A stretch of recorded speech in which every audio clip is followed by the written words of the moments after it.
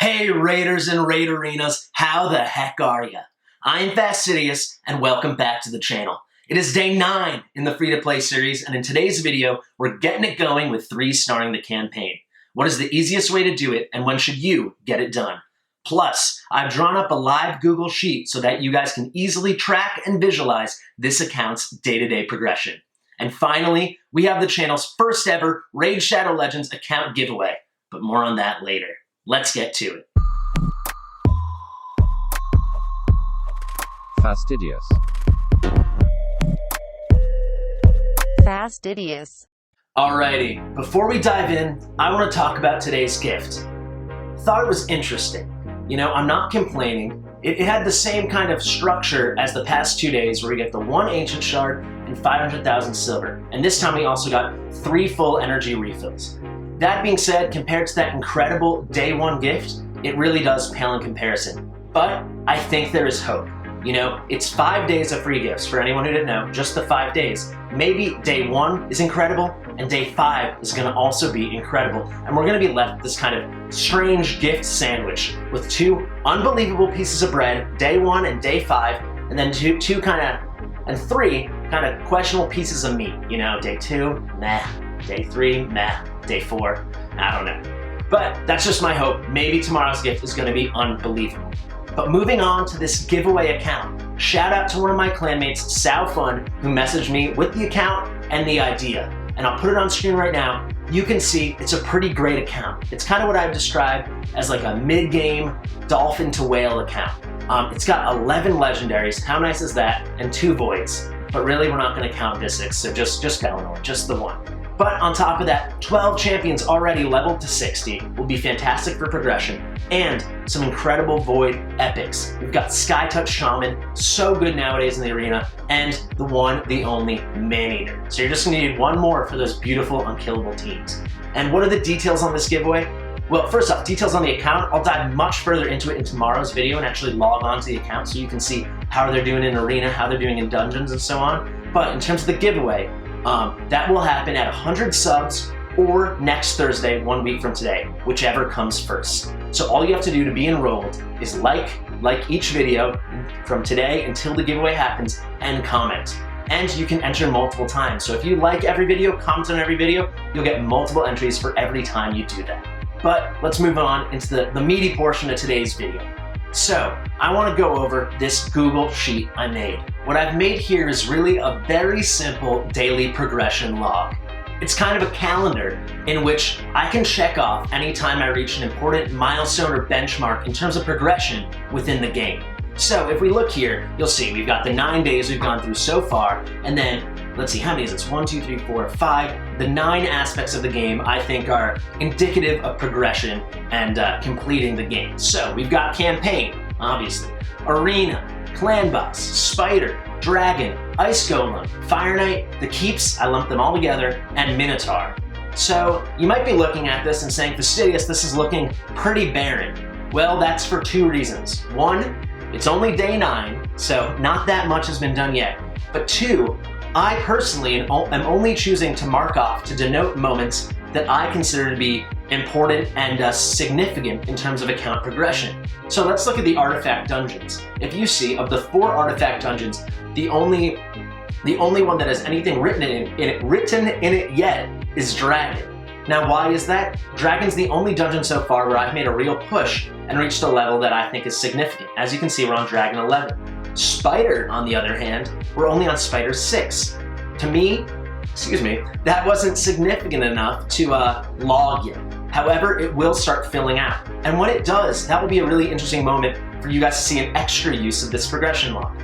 For sure, you can log on, view it, and see, you know, oh, what has Fastidious accomplished so far, and when did he do it? But also, by seeing when I finally fill stuff in, when I finally push in things, you can see kind of my thinking, the path in which I'm electing to go down in terms of my progression. So for now, I've only chose to push in Dragon. But if in 2 days from now you see a big Spider push, you say, all right, so around day 11, Fastidious said, maybe it's time to do a push in Spider. I wonder why that is. And finally, I would really suggest you guys do this for yourself. So this is a viewable link, but if you click it and then make a copy of yourself, make that editable, you can clear out all of my data and put in data of your own. So you can kind of use it as your own framework for tracking your own personal progression on your account.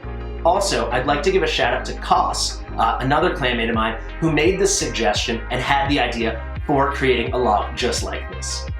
Now, let's hop on and into the account. So I have some footage you're gonna see behind me of stuff I accomplished earlier on in the day. So first off, you'll see tournaments. We have been grinding them early and often. I know with a lot of the other videos I've made, it might seem like we were sleeping in the tournament area potentially. No, we have not. We've placed in every single tournament so far, and trust me, I am reaping those rewards. However, we're about to have our first one that we don't place in. That's the current Dragon tournament. For several reasons, I've chosen not to push. But Dragon usually is one of the harder ones because everyone wants to run Dragon, so it's extremely competitive. And I think for where the account is right now, it's not worth making that crazy push when champion development and building and leveling up our champions is a bit more important in this moment. Now, you're also gonna see behind me, we have finally upgraded the gem mine to full. This is really exciting to me. I'm a huge fan of the gem mine for accounts, for players who see themselves playing for the long haul, like for a long-term kind of progression account. I know there's disagreement among the community on whether it is worth it to do this or just spend your gems at the beginning on Kale or whomever else is gonna be your campaign farmer. And while I hear that, I just want to remind everyone that this account isn't a speed run, you know? It is gonna go very quickly as you've seen, however, it's an efficient run, not a speed run. So what's more efficient than early on investing in a passive resource, a passive location in-game that will be creating in-game currency, gems. And for anyone who doesn't know, I've said it before, but after the 90-day mark, every gem we make one by one is a profit. And as I see this account being a very long-term thing, this to me was a no-brainer. We'll get those masteries eventually. We're gonna get more gems, I promise. But the gem mine, that was a big priority. So guys, for champion check-in today, it's gonna be a quick and easy one. We're just gonna focus on one champion. Our favorite bikini-clad barbarian, War Maiden. And as you see behind me, we've officially ranked her up to rank 5. Now this is really big. That AoE decreased debuff is huge. And now at rank 5, she's gonna have a lot more survivability to stay up in different fights and keep placing those defenses left and right all around.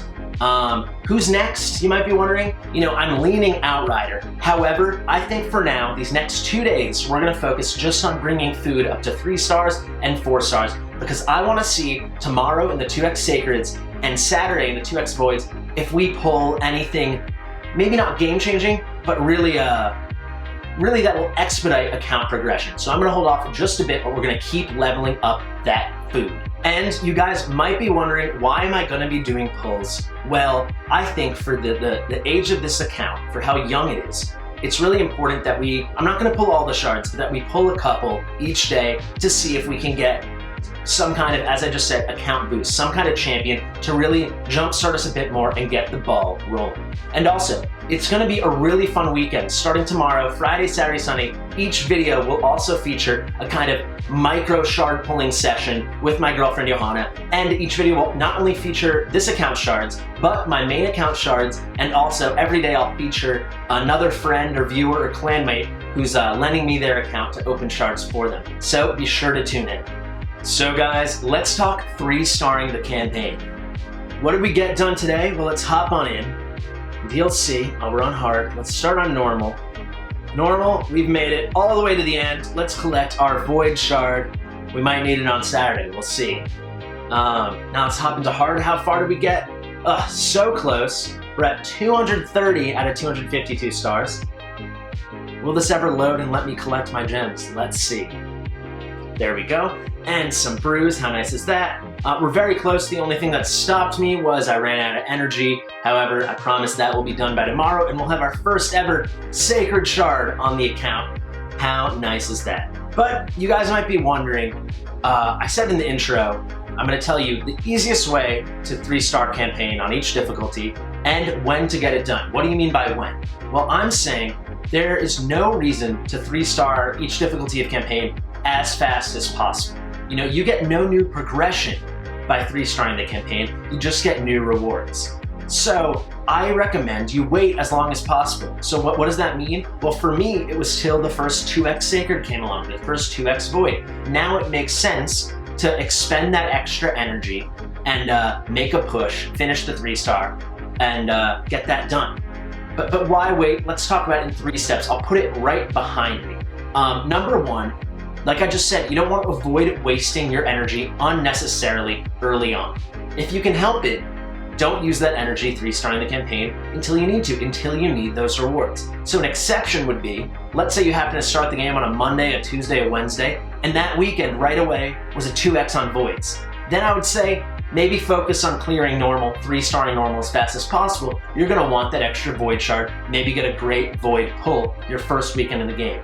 However, if that first void weekend is it for 2 weekends, like us, I didn't even know this special 2x, I don't think a lot of us knew it was coming, then there's no reason not to wait until you feel like you absolutely have to do it. Now, number 2, the longer you wait, the easier it will be to clear each campaign difficulty. So the longer I waited on normal, right? Here we are day 9 with a level 60 Kale. It's pretty dang easy to clear the normal campaign with 3 stars. Then we waited on hard. You see, we're almost done with hard. How is hard so easy? Well, like at the beginning of today, as you saw very recently, we 5-starred War Maiden. She's nearly at level 50. So a nearly level 50 War Maiden, a level 60 killer, nearly, I think he's level 59 actually, level 58 or 59. That makes 3-starring the hard campaign incredibly easy. If I tried to do that 5 days ago, it might have taken a bit of effort. But on top of that, I did it strategically when both champions were at a new rank but not fully leveled. So as I did it, I also had a synergy going on that I was getting 3 stars, but on top of that, getting XP and not just going to max champions where the XP was for no good. And the final point, not an issue for me, it used to be, but not anymore. The final point is avoid temptation. You know, for my less patient viewers out there, what better way to resist pulling that void shard sitting in the summoning portal or that sacred shard even than having it not sit there at all? You know, by holding off on doing it, you resist the temptresses that are void and sacred shards, even ancients, depends on who you are. And now, one more thing regarding 3-starring the campaign I just forgot to touch on. I showed you normal, I showed you hard, I have yet to show you brutal. Why is that? Well, I'll bring you guys in here. We're only at 121 out of, I guess 252, it's always 252, right? Stars. That's because I decided not to yet make that push in brutal. Now, why is that? Is that because I don't think we can do it? No, I don't think that's true. I think with effort and a little thought, it could get done. But it would be a lot of energy, it would be a slog, and to me, that's just not worth it right now. I'd rather save that energy and hold off, and then do it later down the line where it will be much, much easier.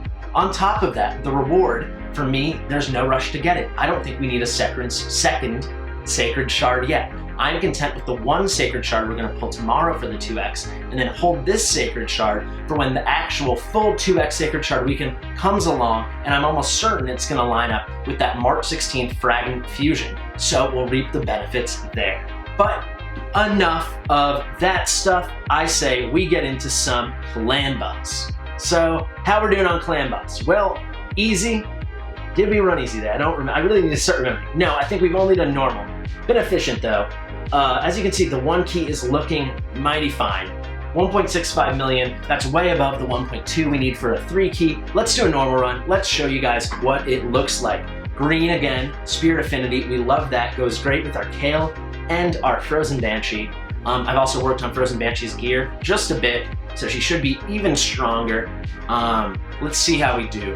I don't need to show you guys the whole fight. I do want to show you the setup and show you again how quickly Frozen Banshee is cycling through her Frostblight, her A3, and getting that poison sensitivity up, and then the A1 just getting poisons on poisons on poisons. And look at that already. Outrider, well, it just dropped off, but Outrider landed his decreased defense. That's such a nice thing we have going. So on the clan boss, we can just eke out that much more damage because when it is Spirit Affinity, which is the weak affinity for War Maiden, and she can't land the decreased defense, we at least have Outrider coming with the chance to land the small version on his A1. But let's see here. There's War Maiden. The poison sensitivity is off, but it should be coming, War Maiden. There's Frozen Banshee. Poison sensitivity is dropped off, but it should be coming right up around on her next turn, I'm pretty sure. Let's look. There, Kel gets a poison down. Frostblight, A3, there's the poison sensitivity. And you'll just see these poisons just keep cycling and cycling. It's not a perfect run. I mean, this is barely the semblance of the Clan Boss team. I want to stress that, guys. When I finally decide to make that push, when you finally see if you choose to keep logging on to that daily progression log, when you see, oh, there's the Clan Boss stuff's getting filled in, it will happen pretty fast because we're actually going to start building the team. Right now, it's kind of the only Clan Boss character, the only Clan Boss champion we're thinking about is Frozen Banshee. Kale's our all-arounder, and everyone else is just, they're a stopgap. They're just filled. But as you see, the guys are staying alive a bit longer. It helps having War Maiden nearly at level 50 now. She's at level 45, that rank 5. Again, you see that hit right there? She doesn't land the big version of decreased defense. This is the weak affinity. Not too fun for her. There's Kale landing 2 big versions of the 5% poisons. Look at this. I mean, I guarantee it, guys. I mean, Kale will survive it. Frozen Banshee falls, but we're going to easily, right now, on this hit, whenever his turn goes and the poisons tick, they're over 1.2 again. We're at a comfortable 3 key. I mean, of course it's easier on Spirit Affinity. I would say the only thing that could really get in our way of a 3 key on normal would be Force Affinity, but I'm sure we'll be strong enough within just 2 or 3 days that Affinity will stop affecting us at all. But look at this, we're soaring. We're going to go, I don't know, 1.6, 1.7, something like that. No, he survives it. Kale can take a hit. Level 59, like I said, nearly level 60. But let's see. He wants this video to go long. You know, Kale refuses to fall. This is going to be the hit. Down goes Kale. Almost 1.7. They're calling it 1.7. They're rounding up for us. That's a great little key there. And finally, as always, I'd love to wrap up with Arena. So, let's hop in the Classic Arena. Where are we? Still Bronze 4. We're comfortably sitting in Bronze 4. I'm going to tell you guys, I am not winning every battle. However, the defense kinda is. I don't know how many they feature here. 5, 6, they show like about 12 battles, 11, 12 battles here. We only lost 1. This defense works. You know, in the defense, it's the same as the normal team. It's just Kale can take a hit now. War Maiden, against a lot of teams, especially when they have a blue Magic Affinity Nuker, she can take a hit. And our Spear House is going fast. She's at almost 180 speed. I mean, that's not really fast, but for where we are at the game, in Bronze, it's pretty fast. And Outrider, he's looking better by the day. However, just want to show you Battle Log Attack. I'm not winning every battle. You know, we're at, I don't know, maybe 50, maybe this past year looks like less. What is this? That's 4 wins, 6 losses. That's not great, but guys, Arena it's been challenging. You know, we're getting some really meaty teams. There's lots of legendaries. Look at this array. It's tough. You know, we got Seekers left and right. I've been seeing tons of Skull Crowns. Here's Duck. I mean, it's a low level one. Actually, let's fight these guys. It won't be easy. If they have any speed at all, I think they'll get us. But like I said, I don't mind losing on camera. Why not? We're comfortably in Bronze 4. I'm willing to risk it live on the video. Let's see. We go first. We love going first. It's really too bad. I'm going to do this right until we get that character, or I invest in Diablos. I'll talk about Diablos potentially more tomorrow. She's got a decent AoE, small version increased speed and turn meter. Something that's really holding us back in the arena on offense is, I mean, Spirit Host goes first, I'd say 80–90% of the time, but all she does is, you see, AoE increased attack. We've got nothing in terms of speed up or turn meter boost. Oh, look at that Duck, level 40, he's hitting hard. Okay, well, at least War Maiden gets to go. Duck the Pierce, look how good he is. What an amazing new champion. He's honestly at least as good as Stagnant, maybe better. He's like top 5, definitely top 10 epic in this one. All right, we're gonna get to go. Their Spirit Host went after us, so she got the cleanse, but will Kale get that big hit? He's gonna sit him down. And underrated part about Kale's kit is this A2 here. You gain 25% turn meter for every champion killed. So when we wipe these 3 guys, we're going to go right again. I will eventually do, hopefully in the near future, an actual guide on Kale, but I want him built a little better first. As you see, that A3, that quadruple hitter, when there's only one target, it hits hard. I said we do one more arena battle. We are cruising. Let's see. Is this winnable? They built Kali to 6 stars, guys. Kali to 6 stars, winnable. Sorry if I'm talking soft. Kind of took my breath. Who's building Kali to 6 stars? Let's go for this one. I hate Candrafon. Candrafon is one of the peskiest champions in Arena. Maybe they're gonna win, but I love the idea of potentially beating a Candrafon. It's very interesting to me seeing teams like this. Let's see if they outspeed us. Are they very confident in their speed? No, they don't outspeed us. You have Fushan right here. Incredible speed lead. I think it's 24% all battles, but you're so confident you're running a lane as an HP lead with only 15%. When I see teams like this, it makes me think it's just a whale. Not to judge, but you got 2 legendaries, but you're not even doing the right leads. So it makes me think you're just getting characters and figuring out what to do with them without very much thought at all. Let's do the AoE increased attack. Watch, we're still gonna lose now that I said all this.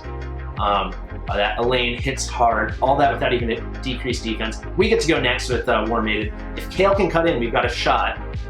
Fushan. Okay, so we have decreased defense. Basically, we have it everywhere except for Elaine. Elaine, I think we can take her down even without it. Ooh, they have Swift Parry on the Catacomb Counselor. That really stinks. And that's that. I mean, that's fresh. I hate Swift Parry. Who is in bronze with Swift Parry gear, you know? What is wrong with this arena system? I say we try one more battle. I want to get a win. Let's try to get a win. Are any of these battles winnable? I saw Gallic. What is this? Again, guys, what is this? This is this really questionable team, but this doesn't even seem like a whale either. This is just maybe a newbie that really doesn't know what they're doing. You've got, 2 free login champions. This is day 7, day 14. You got your starter, whatever. Then you got Prince Kymar. Let's click on Prince Kymar so you can see. Just an incredible arena lead. 30% speed in all battles, but they are so confident in their speed or their power or their survivability to take a hit that they don't want to use that lead. I kind of want to call them up and explain the way speed and the arena work and how speed is king forever and always. At least this early on, speed is king. We get to go first. I'm telling you, Spear House, she's not really built, but the speed is there. All right, then War Maiden goes. If they don't cut in on Kale, this should be it. No decreased defense on Gallic. I say we wipe them though. I think we're gonna sit them all down on their butts. Good night. Great place to end the video. Hope you guys enjoyed this one. And tomorrow, day 1 of our super summoning weekend with a little micro session with my girlfriend Johanna every day. Friday Sacreds, Saturday Voids, and Sunday Ancients. And also tomorrow, I'm gonna have a deeper dive, a bigger preview into that giveaway account thanks to Southfund. So tune in for that, and I will see you in the next one.